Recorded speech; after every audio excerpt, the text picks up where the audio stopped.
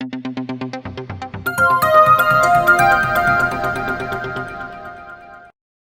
वालेकुम दोस्तों, मैं हूं ताहा नसीम और आप मेरे साथ देख रहे हैं टीएन अरब हिंदी न्यूज। मैं आप लोगों के लिए लेके आया हूं सऊदी अरब से जुड़ी कुछ खास और जरूरी खबरें हमारे सभी गैर मुल्की भाइयों के लिए जो कि सऊदी अरब के अंदर रहते हैं और वहां पर काम करते हैं। तो आज हमारे पास में जो खबरें आ रही हैं वो जवाजात की तरफ से दो बेहद ही जरूरी जानकारी आई है इकामा और कफील बदलने को लेकर, तो उसके बारे में बात करेंगे। इसके अलावा किस तरीके से काबे का जो कपड़ा होता है, क्लोथ होता है, उसको हटाने का प्रोसेस है, उसके बारे में जानकारी आई है, वो भी बात करेंगे। और दम्माम में एक खतरनाक फायर आग लगी है, तो उसके बारे में बात करेंगे। तो आप लोगों से गुजारिश है कि वीडियो में शुरू से लेकर आखिर तक बने रहें ताकि सही जानकारी आपको मिल पाए। चैनल पर नए हैं तो चैनल को सब्सक्राइब करना ना भूलें। तो चलिए खबरों की शुरुआत करते हैं। पहली खबर हमारे पास आ रही है उकल न्यूज की तरफ से, जिन्होंने जानकारी देते हुए बताया कि काबा शरीफ का जो पर्दा है, जो कपड़ा है, उसको बदलने का प्रोसेस अब चालू होने वाला है मक्का के अंदर। 15 लोगों को ट्रेनिंग दी गई है इसका कपड़ा बदलने के लिए। उसमें इंजीनियर्स भी शामिल हैं और जो कपड़ा सिलते हैं वो भी शामिल हैं और कई लिफ्टर्स जो कि कपड़ा उठाते हैं वो भी इसमें शामिल है। तो 15 लोगों की स्पेशल टीम बनाई गई है काबा शरीफ का जो कपड़ा होता है उसको चेंज करने के लिए।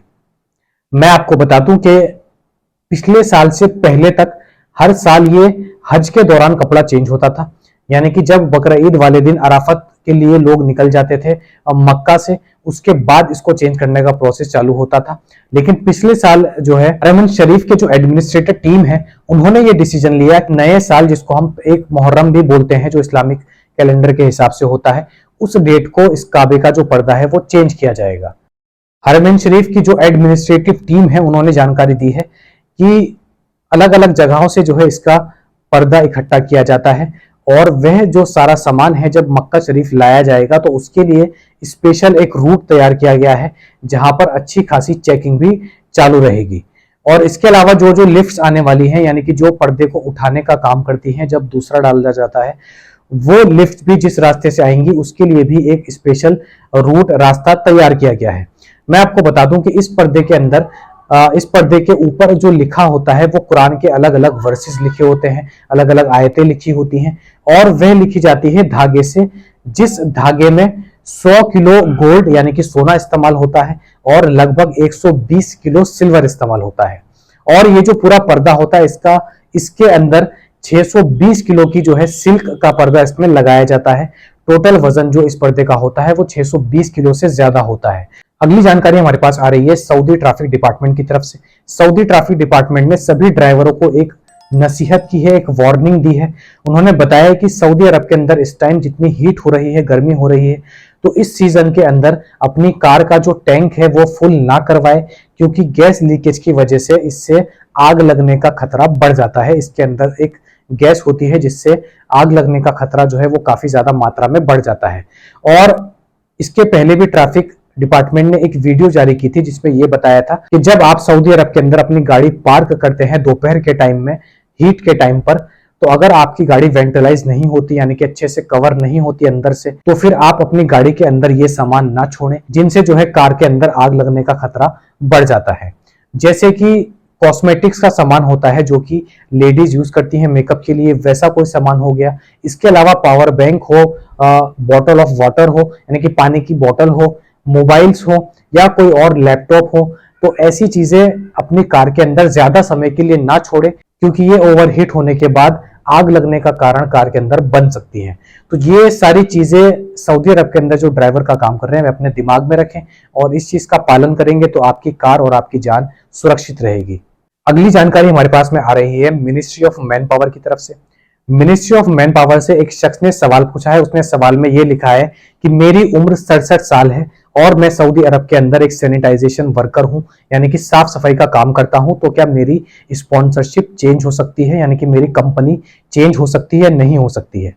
इसके जवाब में कवि प्लेटफॉर्म ने लिखा है, यानी कि मिनिस्ट्री ऑफ मैन पावर ने कहा है कि अगर आप अपनी स्पॉन्सरशिप चेंज करना चाहते हैं तो इसके लिए सऊदी अरब के अंदर कोई एज लिमिट नहीं है, यानी कि आप 67 साल के हों या 80 साल के हों तब भी आप अपनी स्पॉन्सरशिप कंपनी चेंज कर सकते हैं। हालांकि स्पॉन्सरशिप या कफील चेंज करने के लिए ये जरूरी है कि जिस नई कंपनी में आप जाना चाहते हैं या जिस नए कफील के पास आप जाना चाहते हैं उसने अपना एक कॉन्ट्रैक्ट जो है कवी प्लेटफॉर्म के अंदर अपलोड कर रखा हो, यानी कि उसको एक गैर मुल्की की जरूरत है, वर्कर की जरूरत है, ऐसा उसने कॉन्ट्रैक्ट कवी प्लेटफॉर्म पर अगर अपलोड कर रखा होगा, डाला हुआ होगा, तो वहां से आप अपनी स्पॉन्सरशिप चेंज करने के लिए अप्लाई कर सकते हैं, जिसके बाद में जिस भी कंपनी में आप जॉब करना चाहते हैं वह आपके कॉन्ट्रैक्ट को पढ़ेगी और आप में और उस कंपनी में इत्तेफाक होना चाहिए। इत्तेफाक होने के बाद में आपकी स्पॉन्सरशिप चेंज हो जाएगी। तो एज या उम्र कोई मसला नहीं है सऊदी अरब के अंदर अगर आप कफील चेंज करना चाहते हैं। एक और सवाल जो है जवाजात के ट्विटर अकाउंट पे एक शख्स ने पूछा है, उसने ये लिखा है कि मैंने अपना स्पॉन्सर चेंज किया है, तो क्या इसके बाद मुझे अपना जो मेरा इकामा है वो नया प्रिंट करवाने की जरूरत है या नहीं है।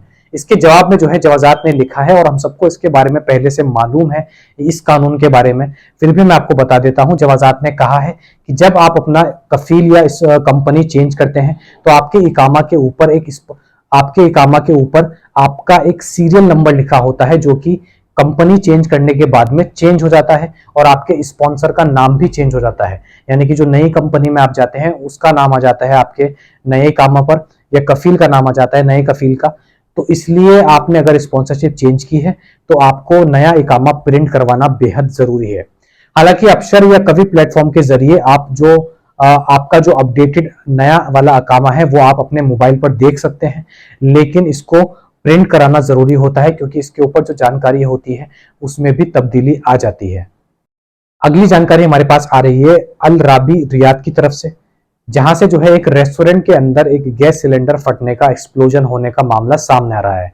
किचन के अंदर ये सिलेंडर रखा हुआ था और ये जब फटा तो वहां पर दो वर्कर उस रेस्टोरेंट के अंदर काम कर रहे थे, दोनों ही गंभीर रूप से घायल हुए, जिसके बाद सिविल डिफेंस की टीम वहां पर पहुंची और पूरी सिचुएशन को काबू में लिया और दोनों ही घायल लोगों को अस्पताल में भी भर्ती कराया गया। इसके अलावा बताया जा रहा है कि दम्माम के अंदर भी एक शॉप में भारी आग लग चुकी थी, जहां पर एक के घायल होने की खबर सामने आ रही है। उसको भी जो है तुरंत सिविल डिफेंस की टीम ने वहां पर पहुंचकर अस्पताल में भर्ती कराया और उस शॉप के अंदर आग को कंट्रोल किया। तो ये थी आज की कुछ खास और जरूरी खबरें सऊदी अरब से जुड़ी हुई। ऐसी ही खबरें मैं आप लोगों तक डेली लेकर आता हूं। इसके अलावा कोई भी नया कानून आता है वर्करों के लिए, गैर मुल्की वर्करों के लिए, उसकी अपडेट भी मैं आप लोगों तक देता हूं। तो हमसे जुड़े रहने के लिए हमारे चैनल को सब्सक्राइब करना ना भूलें, और वीडियो पसंद आई हो तो वीडियो को लाइक भी कर दें। मैं ताहा नसीम अब आपसे इजाजत चाहता हूं। इंशाल्लाह कल आपसे फिर मुलाकात होगी मजीद खबरों के साथ। तब तक अपना ख्याल रखें।